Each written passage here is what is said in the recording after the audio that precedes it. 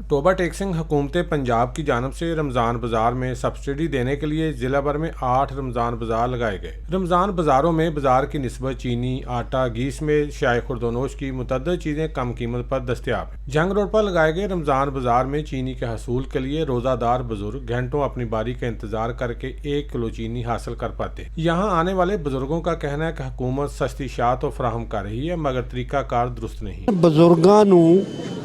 अलहदा स्टाल होना चाहिए ਜਿਹੜੇ 60 साल तो उत्ते बंदे ने, ਜਿਹੜੇ 60 साल तो थले बंदे ने 30-40 साल की उम्र के, क्योंकि उन्हां च तकमेल होंदी है, बजुर्गों को तकलीफ होंदी है, उन्हां वास्ते अलहदा लैन होनी चाहिए। नंबर 2, मैं कल इत्थे आया और देखा गया वा कि एक जवान आदमी आउंदा वो एक शनाख्ती कार्ड दे के 3 पैकेट लैके जांदा, एक बजुर्ग आउंदा वो लैन च खड़ा होके वो आराम नाल उन्होंने एक पैकेट देंगे हैं। क्यों वजह ये गवर्नमेंट ने एक ही तरीका अपनाया होया, अगर देन तो मसावा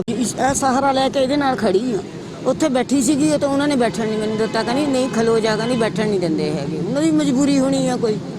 तो खड़ी हाँ इत्थे कदे इस लत्त भार खलो जानी, कदे इत्थे, फिर रोज़ आइए तो इन्नी हिम्मत नहीं रोज़ा रख के, यही उम्र वा रोज़े रखन दी, जवानी तो गुजर गई, बुढ़ेपा का गुजारा कर लीए, जो अगले अमल भी कुछ ले जावांगे इत्थों अगे जाके मिलूगा सानू। तो आई लैन के खड़े होने 2-2 सिर चीनी देंगे, रोज़ आते हैं, तो हूँ कल आई सी, मैं पहली दफ़ा आई हाँ या अज आई हाँ, ये भी डर लगता खबर रोज़ आवा ना देन अगले। वालेकुम जी, बड़ा अच्छा इंतजाम है जी, अद्धा घंटा लैन च ला के मिल रहा और उतों निशान भी ला रहा कि दोबारा 8 दिन बाद ना आन, तो बाकी इंतजाम तुहाडे सामने आ, जो भी हो रहा वा दुनिया दलील होकर लै तो रही है, बाकी इंतजाम तुहाडे सामने आ,